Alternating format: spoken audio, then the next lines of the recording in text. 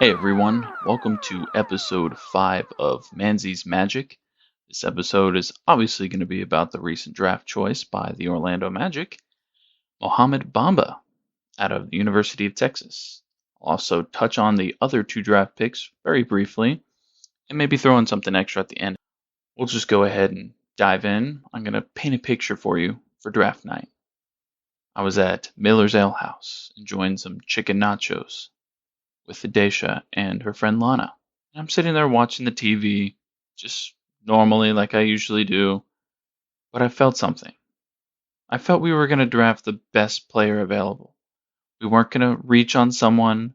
We weren't going to draft somebody because of their potential. I thought we were going to draft the right guy. And once I saw Trey Young come off the board the pick before, I knew it. I knew we were going with Mo Bamba. I was texting Mike. I was texting Kevin. I was texting Scott. All of them. I'm like, oh, here it is. Here it is.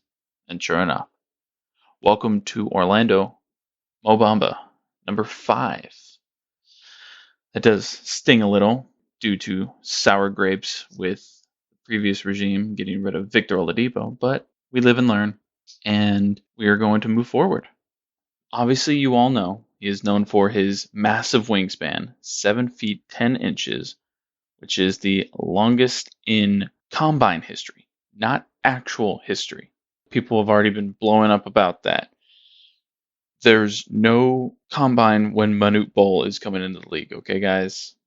If you want to impress people, if people are, giving you crap for that, impress them by saying, oh, yeah, well, his wingspan is taller than any NBA player to ever play the game. And yes, taller than Yao Ming and Manute Bol, all that. Besides his wingspan, he's got quick feet, very good on the defensive end, and can rebound really well. Obviously, we haven't had rim protection since Dwight Howard left. I'm pretty sure Bamba can fill those shoes with that part of his game. I'm not saying he is Dwight Howard, but I'm pretty sure he can protect the rim better than everyone else we've had as of late. Just thinking about some of the names that have come in and out. Remember Al Harrington? LOL. Anyway, he was the 6th overall pick. He's really excited to come. He's got high aspirations. He wants to make the Hall of Fame. He wants to be Defensive Player of the Year. I'm all for it, as long as he does it here. He's 7'1", depending on who you ask. And in college at Texas, he averaged about 13 points, 10.5 rebounds, and 3.7 blocks per game.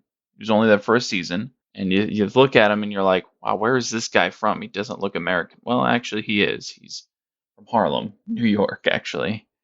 His parents, who both emigrated from Ivory Coast, are the foreigners. So he also is 20 years old, born in 1998. He's 2 months younger than my sister. Good God. That scares me. We're going to have draft picks next year that were born in 2000. Let that sink in.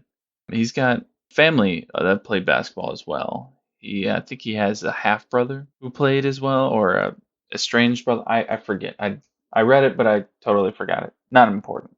Anyway, his accolades in college include, well, he was a McDonald's All-American, but at Texas he was a second team All Big 12, and he was on the Big 12 All Defensive team and the Big 12 All Newcomer team. This guy isn't, new to receiving awards and playing good basketball. I'm cool with that. He's been compared to people as good as Rudy Gobert or people as bad as, I might butcher his name, Sagana Diop. I don't know if you all remember him, but he was a draft pick by the Cavs back in the early 2000s. He was from Senegal, and he was terrible. I mean, I don't think he averaged more than 3 points in his career. But hey, when you wear number 52, you shouldn't be allowed to even play the game. Anywho, back to our man. I wouldn't compare him to Gobert because Bamba actually has an outside shot. You all saw this past season with Vucevic, he actually started shooting threes. That's just the name of the game these days. Look at DeAndre Ayton. He can shoot from the outside. You can't just be one-dimensional anymore. You can't just be a bruiser down low. No Nikola Pekovic's are going to be successful anymore. You have to be able to shoot outside. That's why we've seen so many guys come through the league now that have just gone to shooting coaches and just gotten better. Now, with Bamba, he's not where he wants to be shooting jump shots, really. So he's teamed up with Drew Hanlon, who's part of Pure Sweat Basketball. He's a shooting coach, basically. And he's worked with people like Bradley Beal, Andrew Wiggins, Joel Embiid, Zach LaVine, and others. So he's definitely got some good players under his belt. And I really think that's going to be big for us since he only shot like 28% from three last year. Other people thought that he looked disengaged sometimes during his playing time last year, and they thought that maybe he had interests outside of basketball. He actually cleared the air on that with a quote. Said, "I just want people to know that I love this game and I'll do whatever it takes to be a success in this game, and that I'm a competitor. With the approach that I have and the mindset that I have, I truly believe this organization will be successful again." Hey man, I'm all for it. We've missed the playoffs 6 years in a row, which is the longest in franchise history, FYI. The biggest reason is just terrible defense. I hate to knock Vooch, but the guy can't defend. He can't defend the rim. Biombo can't do anything really. He's just kind of a joke. Ken Birch is still not developed enough, in my opinion. So this will really, with a healthy Isaac, this will make our front court really long and scary. Now, I've actually had someone reach out to me asking about Vucevic, saying, well, where does this put him? Well, his contract is up after next season.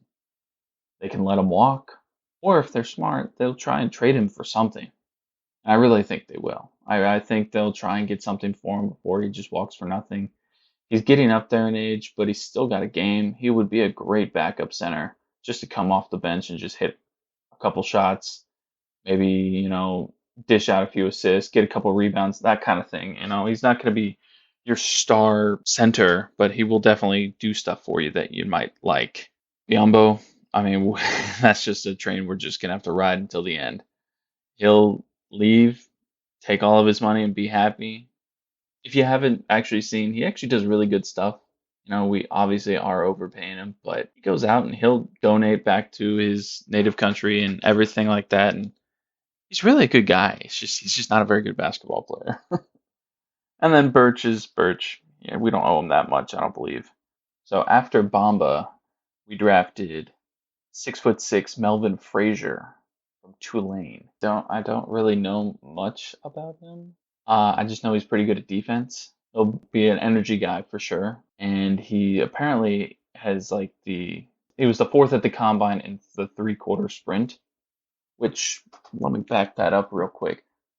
Bamba ran the fastest 3/4 sprint, I think, ever.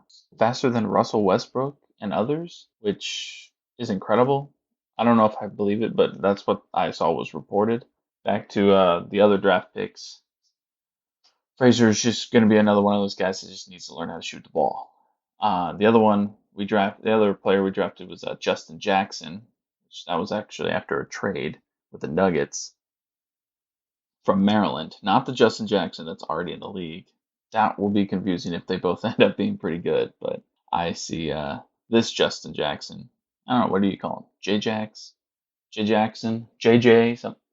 I don't know. Don't ask me. I'm not very good with nicknames. I just get bad ones like Kite or Manze Pansy.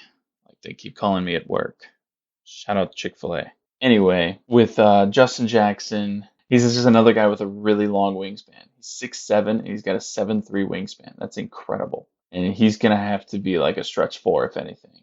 I mean, he's a little short, but with the way that position has been changing over the last few years, and with his length, I think he'll be fine. And another one of those guys that has really good defensive upside. Those are those two guys. I mean, we'll probably see them in the G League. I think our Summer League team is going to be amazing this year. I mean, we've got so many returning guys that have actually played NBA minutes that are going to be in that. The obvious Isaac, and then these draft picks. You got to throw in Wes Iwundu, Jamel Artis, Rodney Purvis. I mean, it's going to be crazy. We're gonna hopefully dominate. I want to see these guys really just step it up and just wreck these other teams. Keep your head up. If you were anti-Mo Bamba we picked the best player available, and that's what the Magic needed to do. I didn't want to stretch and go for a point guard. I didn't want to stretch and just get somebody else. I really think he was the best option. People are already saying that he may even have a higher ceiling, the highest ceiling of the draft, honestly, higher than Ayton, higher than anyone else. If we just have the right personnel to be able to develop that, I know you're probably all like, "Oh yeah, we don't have that." Well, hey, this is a new coach, new regime. We don't know. We don't know anything. I really am trying to stay as optimistic as possible because it's really hard being a Magic fan. And if you are one, I tip my cap to you, and I would love to get a beer with you sometime.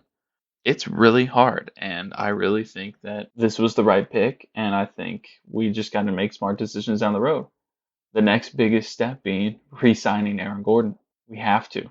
I can't let another one walk like that. I can't see Oladipo waving goodbye, Elfrid Payton waving goodbye. Mike, you'll kill me for this, but Mario Hazonia waving goodbye. A couple dates we need to keep in mind. Tomorrow, 6/25, Shelvin Mack's contract becomes fully guaranteed if we don't waive him. So hopefully by the time you listen to this, he's gone, but he'll probably stay. And then 6/29, which is going to be next Friday, Ken Birch contracts becomes guaranteed, and it's also the deadline to offer Aaron Gordon a qualifying offer. So, hey Magic, I know you're not listening to me, but if you are, go ahead and slide him something, okay? Because I don't like crying.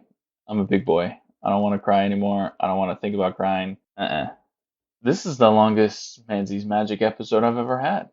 I was going to add something else at the end, more about something else with the draft, but I might just save that for Trust the Process or something. Get ready, we got a huge show coming soon, by the way. Right after the 4th of July, we'll be recording. We have a special guest coming on, hopefully. I know you're listening. I hope you will come on. After that, make sure you listen to the newest. Actually, after you finish listening to this, make sure you listen to the latest Manze and Miller on sports. They had a great one talking about Alan Verlander as well as other things going on in the Jacksonville area. Shout out to my bro and Richard Miller for their great podcast. That's all I've got for us today. Thank you all for believing in Magic, and have a good one. Peace.